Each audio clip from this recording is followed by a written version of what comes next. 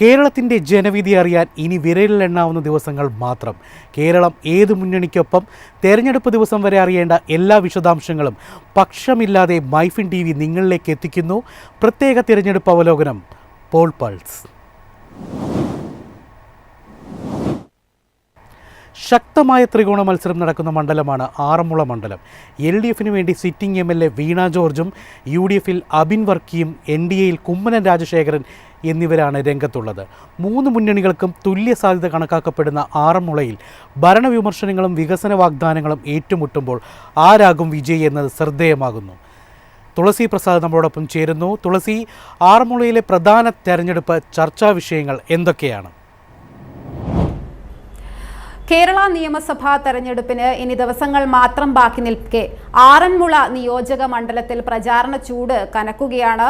LDFിന്റെ ഇത്തവണത്തെ സ്ഥാനാർത്ഥി നിലവിലെ സിറ്റിംഗ് MLA കൂടിയായ വീണ ജോർജ് തന്നെയാണ്. UDFിനായി അബിൻ വർക്കിയും അതുപോലെ തന്നെ NDAക്കായി കുമ്മനം രാജശേഖരനുമാണ് ജനവിധി തേടുന്നത്. ഇത്തവണ ആറന്മുള മണ്ഡലത്തിൽ ആറന്മുള നിയോജക മണ്ഡലത്തെ സംബന്ധിച്ച് വെള്ളപ്പൊക്കക്കെടുതി, നദീ സംരക്ഷണം, അടിസ്ഥാന സൗകര്യ വികസനം എന്നിവയാണ് വോട്ടർമാർ ഉയർത്തുന്ന പ്രധാന വിഷയങ്ങൾ എന്ന് പറയേണ്ടിയിരിക്കുന്നു. അതുപോലെ തന്നെ ക്ഷേമ പെൻഷൻ, ഭവന നിർമ്മാണ അനുമതി, വയോജന പരിചരണം എന്നിവയും ആറന്മുളയിലെ വോട്ടർമാർ മുന്നോട്ട് വയ്ക്കുന്ന വിവിധ വിഷയങ്ങളാണ്. ഇതൊക്കെ തന്നെ എത്രത്തോളം സിറ്റിംഗ് MLA ആയ വീണ ജോർജിന് പരിഹരിക്കാൻ പറ്റി എന്നതടക്കമുള്ള കാര്യങ്ങൾ ഇത്തവണത്തെ വോട്ടെണ്ണൽ കഴിയുമ്പോൾ നമുക്ക് മനസ്സിലാകും. പ്രത്യേകിച്ച് ഇത്തവണത്തെ ആറന്മുള നിയമസഭാ തെരഞ്ഞെടുപ്പ് സംബന്ധിച്ച് മൂന്ന് സ്ഥാനാർത്ഥികൾക്കും ഒരുപോലെ വിജയസാധ്യതയുള്ള ഒരു മണ്ഡലമാണ് ആറന്മുള. LDFിന്റെ സിറ്റിംഗ് MLA കൂടിയാണ് നമ്മുടെ ആരോഗ്യ വകുപ്പ് മന്ത്രി വീണ ജോർജ്. കഴിഞ്ഞ രണ്ട് നിയമസഭാ തെരഞ്ഞെടുപ്പിലും മികച്ച വിജയമായിരുന്നു വീണ ജോർജിന് ലഭിച്ചത്. 2021 74,950 വോട്ടുകൾ നേടിയാണ് വീണ ജോർജ് ആറന്മുള നിയോജക മണ്ഡലത്തിന്റെ MLA ആയി വിജയിച്ചു കയറിയത്. അന്ന് UDF സ്ഥാനാർത്ഥി ശിവദാസൻ നായരായിരുന്നു. അദ്ദേഹത്തിന് 56,654 വോട്ടുകളാണ് ലഭിച്ചത്. 19,003 വോട്ടുകളുടെ വമ്പിച്ച ഭൂരിപക്ഷത്തിനായിരുന്നു അന്ന് വീണ ജോർജിന്റെ വിജയം. ടെലിവിഷൻ മാധ്യമ പ്രവർത്തക എന്ന നിലയിലുള്ള സ്വാധീനവും മണ്ഡലത്തിലെ ജനങ്ങളുമായുള്ള സജീവമായ ഇടപഴകലുകളും ഗുണമായി എന്ന് തന്നെ പറയേണ്ടിയിരിക്കുന്നു. അതുപോലെ തന്നെ ഇടത് വോട്ടുകളും ഓർത്തഡോക്സ് വോട്ടുകളും നിലനിർത്തിയാൽ വീണ ജോർജിന് വിജയം അനായാസമായിരിക്കും എന്ന് തന്നെയാണ് വിലയിരുത്തപ്പെടുന്നത്.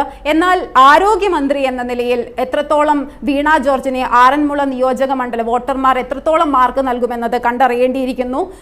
ആരോഗ്യ വകുപ്പിനെ സംബന്ധിച്ച് ഇത്തവണത്തെ പിണറായി സർക്കാരിന് ഏറ്റവും അധികം വിമർശനങ്ങൾ നേരിടേണ്ടി വന്ന ഒരു വകുപ്പാണ് ആരോഗ്യ വകുപ്പ്. മികച്ച വികസന പ്രവർത്തനങ്ങൾ എല്ലാം ഒരു ഭാഗത്ത് നടക്കുമ്പോൾ സർക്കാർ ആശുപത്രികളിലുണ്ടായ വിവാദ സംഭവങ്ങളും മറ്റും വിമർശനങ്ങളും ഒക്കെ തന്നെ വീണ ജോർജിന് എത്രത്തോളം വോട്ടുകളിൽ മാറ്റമുണ്ടാകും എന്ന് കണ്ടറിയേണ്ടിയിരിക്കുന്നു. ഇത്തവണ UDFിനായി മത്സരിക്കുന്ന സ്ഥാനാർത്ഥി അബിൻ വർക്കിയാണ്. പ്രത്യേകിച്ചും ആരോഗ്യമന്ത്രി എന്ന നിലയിലെ വീണ ജോർജിനെതിരെ ഉയർന്നു വന്ന വിമർശനങ്ങളൊക്കെ തന്നെയായിരിക്കും അബിൻ ജോർജും തെരഞ്ഞെടുപ്പ് പ്രചാരണ ആയുധമായി നിലവിൽ എടുത്തുകാട്ടുക. കഴിഞ്ഞ തദ്ദേശ തെരഞ്ഞെടുപ്പിൽ മണ്ഡലത്തിലെ പഞ്ചായത്തുകളും നഗരസഭയും പിടിക്കാൻ കോൺഗ്രസിന് സാധിച്ചിരുന്നു. ഇത്തവണ അധികാരം തങ്ങളിലേക്ക് എത്തുമെന്ന പ്രതീക്ഷയിൽ തന്നെയാണ് കോൺഗ്രസ് ഉള്ളത്. തിരിച്ച് BJPയെ സംബന്ധിച്ച് പ്രമുഖനായ ഒരു BJP നേതാവാണ് മുൻ BJP സംസ്ഥാന അധ്യക്ഷനായിരുന്നു ശ്രീ കുമ്മനം രാജശേഖരൻ.